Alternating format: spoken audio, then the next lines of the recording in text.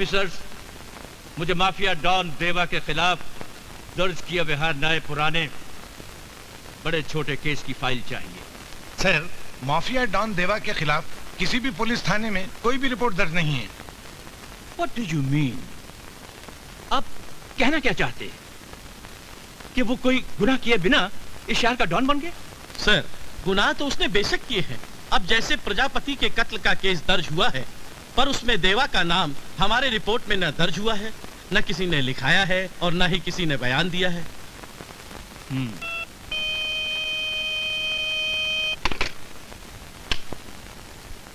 Yes sir, आपसे ACP Patil मिलना चाहते हैं। हाँ ठीक है, उन्हें अंदर भेज दो। Officers, you may go now.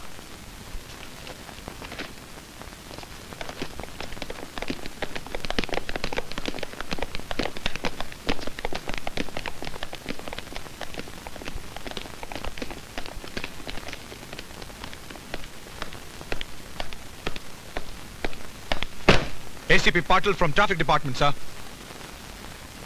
Thank you, sir. फरमाइए। सर, पहली बार आप जैसा ऑफिसर सीना ठोक कर देवा के खिलाफ खड़ा हुआ है, जो हमारे डिपार्टमेंट के लिए बड़े फख्र की बात है, सर। Thank you. लेकिन सर, जिस जमीन पर आप खड़े हैं वो सरकारी है। हमारी ये वर्दी भी सरकारी है, हाथ के ये हथियार और उसमें मौजूद कारतूस भी सरकारी है, सर। आप किसकी तरफ इशारा कर रहे हैं?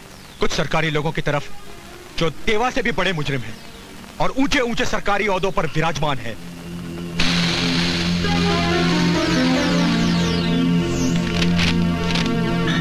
हकीकत जानने के लिए आपको देवा के पहले गुनाह की फाइल खोलनी पड़ेगी, सर।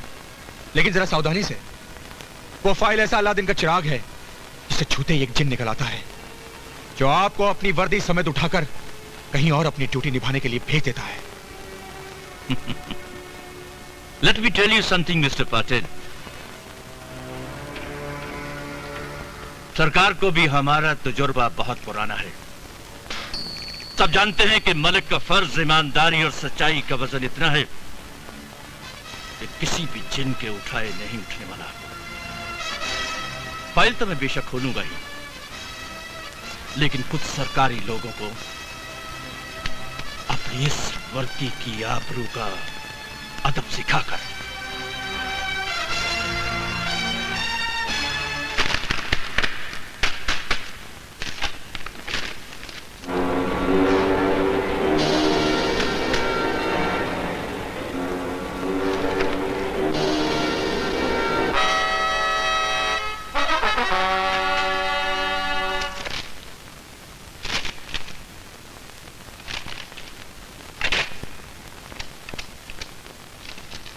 इंस्पेक्टर राणे, पता लगाओ कि आज से करीबन 18 साल पहले बॉम्बे पूना हाईवे पर एक पोल्ट्री फार्म हुआ करता था। जी सर। जिसका मालिक भंडारी नाम का एक शख्स था, और कुछ महीने पहले उसका कत्ल हुआ। ये क्या गड़े मुर्दे उखाड़ रहे हो कमिश्नर?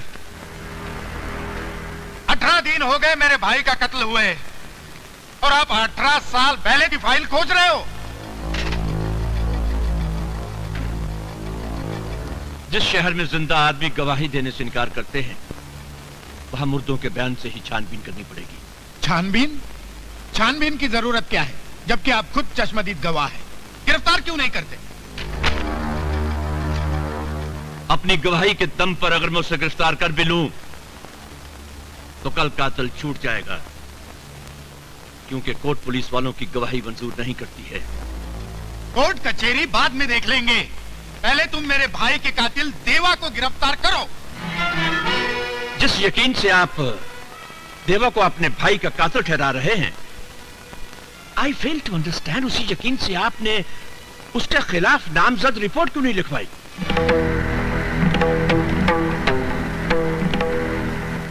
रिपोर्ट? इसलिए ये फाइलों का गोदाम बढ़ाने के लिए? पहले भी कई रिपोर्ट इन फाइलों में पड़ी सड़ रही है। क्या मेरे भाई का केस भी इन फाइलों में दफना देना चाहते हो? फॉर योर काइंड इंफॉर्मेशन, ये फाइलें सड़ नहीं रही हैं।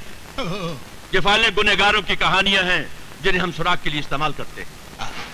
और ये बात मैं आप पर साबित करके रहूंगा इस फाइल से कि देवा के पहले गुनाह की डिटेल्स में यकीनन प्रजापति के कत्ल के पीछे कौन सा मकसद था। और शायद ये वजह भी हाथ लग जाए कि आप उसके खिलाफ रिपोर्ट लिखवाने में इतना कतरा क्यों रहे? कतरा तो आप रहे देवा को गिरफ्तार करने से, और गिरफ्तार कर भी कैसे सकते हैं क्योंकि आपका पूरा डिपार्टमेंट बिका हुआ है, क्या तक कि आप भी देवा के ताश का एक पत्ता है, पत्ता। आई बेग योर पार्डन, ये सरासर झूठ है। ये सच है, आप देवा के खास आदमी हैं और उसी के रहमो करम पर आपका यहाँ ट्रांसफर हुआ है। It is nothing but a naked lie. झूठ है ये। अच्छा, ये तो सच है ना कि आपकी बेटी विजय नाम के लड़के से प्यार करती है? यस, ये सच है। और उस विजय का देवा से जायज या नाजायज रिश्ता है? रिश्ता? इम्पॉसिबल। यकीन नहीं आता ना? कमिश्नर, मेरे भाई के कातिल को छोड़िए, अपनी बेटी की मोहब्बत की छानबीन कीजिए।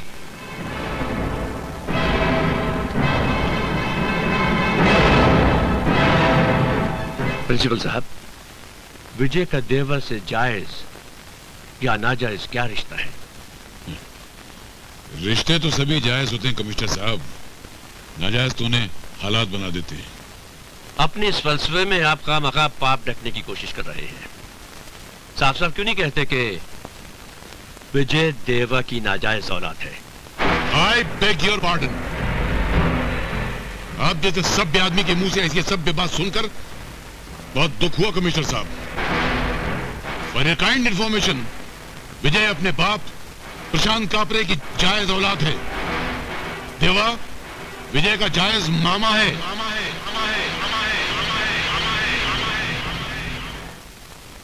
ये अचानक आपको विजय में क्या बुराई नजर आ गई? आपको वो पसंद था ना डैडी?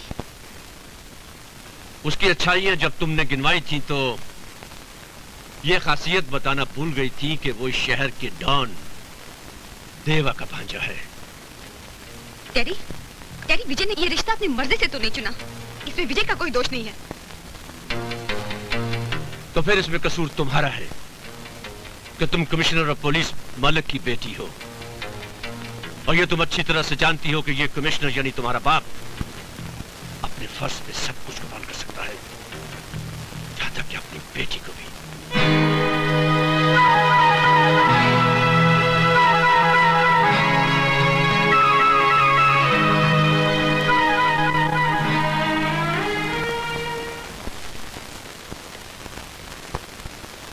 कहां जा रहे हो विजय?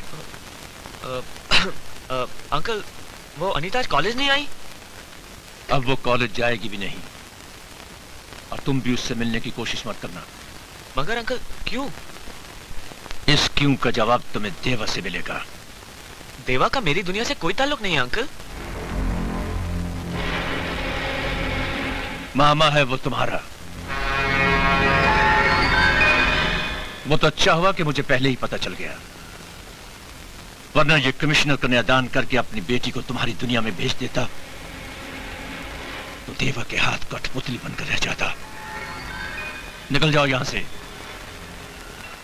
तो आप अपना जोर घर के अंदर अपनी बेटी पर आजमाने लगे? हाँ, वर्दी का असर तो तुम्हें एक दिन बेशक देखना ही पड़ेगा देवा, लेकिन विजय जब तक तुम्हारे खानदान की औलाद कहलाएगा, अनीता का नाम उसके साथ नहीं जोड़ा जाएगा। विजय और अनीता जब तक एक दूसरे से प्यार करते हैं, पुलिस डिपार्टमेंट का एक आदत कमिश्नर तो क्या, पूरे मुल्क की पुलिस फोर्स भी उन्हें जुदा करना चाहे तो देवा उन्हें जुदा होने नहीं देगा। इसे मेरी सलाह मानकर अपना फैसला बदल दो कमिश्नर। कहीं ये सलाह देवा की ललकार बन गई तो तुम्हारे लिए बहुत मुश्किल हो जाएगा commissioner. How dare you say that to me? You! मैं आपके हाथ जोड़ता हूँ, मेरी जिंदगी में दखल देना बंद कीजिए। मेरे और अनीता के प्यार को जो भी भुगतना है हम भोग लेंगे, पर अपने गुनाह का रंग मिलाकर हमारे पाक प्यार को बदरंग मत कीजिए। आपकी हैवानियत मेरे बाप को तो निगल ही चुकी है, और मेरी माँ आपकी बहन होने का जुर्माना अपनी मौत तक देती रहेगी। तेरी माँ ने मेरी बहन होने का जुर्माना दिया है ना, तो ये भी सुन कि उसके भाई ने अपने जिस्म को काटकर जिंदगी की किश्त कैसे भरी है। आज वो हकीकत उसके भाई से तुझे सुननी पड़ेगी। चल।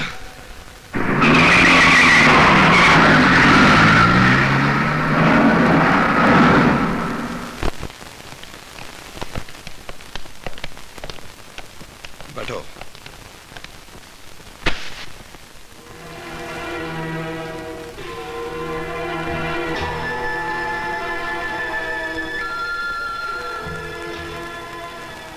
तुम्हारे बाप का कत्ल मेरे हाथों जरूर हुआ था, लेकिन मैं ये नहीं जानता था कि वो तुम्हारा बाप है। दीप्ति ने मुझसे कभी कोई बात नहीं छुपाई थी, लेकिन जब वो प्रशांत कापरे से प्यार कर बैठी, मुझे बताया तक नहीं। उस दिन मुझे बहुत बड़ा धक्का लगा था, जिस दिन उसने मुझे बताया कि भैया हमारी शादी हो चुकी है। क्या कहा तूने? भैया भैया मुझे माफ कर दीजिए। हम दोनों मजबूर थे भैया। प्रशांत की शादी उसके घर वाले कहीं और कर देना चाहते थे, तो भगवान को साक्षी रखकर हमने मंदिर में शादी कर ली। तो क्या भगवान नीचे आकर इस बात की गवाही देंगे? किस किस को बताता फिरेगा तेरा ये गरीब भाई कि तेरी शादी हो चुकी है? जीते जी मार डाला तूने मुझे। भैया भैया मुझे मार डालिए। मैंने आपके विश्वास का खून किया है। प्यार के जज्बात में मैं ये भूल गई, मेरा भाई सिर्फ मेरा भाई नहीं, मेरी माँ भी है, मेरा बाप भी है।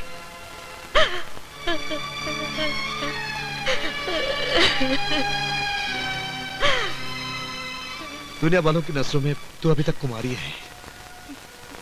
वो तेरी शादी तब तक नहीं मानेंगे जब तक तू अग्नि के साथ फेरे लेकर इस घर से नहीं विदा की जाएगी। लेकिन तू चिंता मत कर, तेरी शादी की जिम्मेदारी मेरी है। कल प्रशांत को घर बुलाकर शादी की तारीख पक्की कर लेते हैं। शादी तो हमारी हो चुकी है, बस बस्ती वालों के सामने फेरे ही लेने हैं ना। जब भैया कहेंगे तो फेरे भी ले लेंगे। मैं चाहती हूँ आप एक बार भैया से मिल लेते तो। मैं तो देविंदर भैया से मिल चुका हूँ। कब? यही है ना देविंदर भैया, बिल्कुल देवता स्वरूप है। अपने देवता स्वरूप भैया से कहना परेशान होने की जरूरत नहीं है, बस फेरे भर का इंतजाम कर ले। क्या 5,000 रुपए? जी हाँ। अरे जबान पर लाने से पहले सोचा तो होता। सर जी, अपनी एक बहुत बड़ी मजबूरी के लिए पैसा मांग रहा हूँ। मजबूरी? अरे अपनी किसी मजबूरी की वजह से मैंने आज तक तेरी मजदूरी एक दिन के लिए भी रोकी क्या? एक एक की मजबूरी देखूंगा तो सबकी मजदूरी कौन देगा? सर जी, अगर ये पैसा नहीं मिला तो मेरी इकलौती बहन की शादी रुक जाएगी, बड़ी बेइज्जती हो जाएगी सर जी। तो ऐसा कर, कोई ऐसा सेठ ढूंढ ले जिसके यहाँ एडवांस का सिस्टम चलता हो। मुझे दूसरे ड्राइवर बहुत मिल जाएंगे। सर जी। अरे प्रजापति क्यों चट्टान पे सर मार रहा है? फालतू पैसा देना सेठ की फितरत में नहीं है। न तू सेठ को बोल के देखना, तेरी बात मान लेगा। अगर ये पैसा नहीं मिला तो मैं किसी को मुंह दिखाने के लायक नहीं रहूंगा।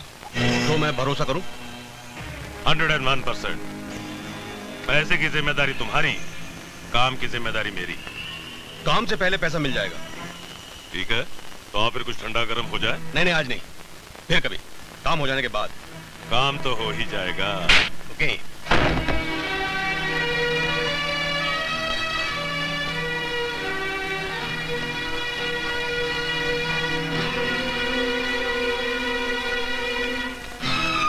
भैया इतनी देर क्यों लगा दी? प्रशांत आए थे, काफी देर तक इंतजार कर रहे थे। कल परसों आकर आपसे खुद मिलेंगे कह रहे थे। भैया से कहना ज्यादा परेशान ना हो, बस फेरों का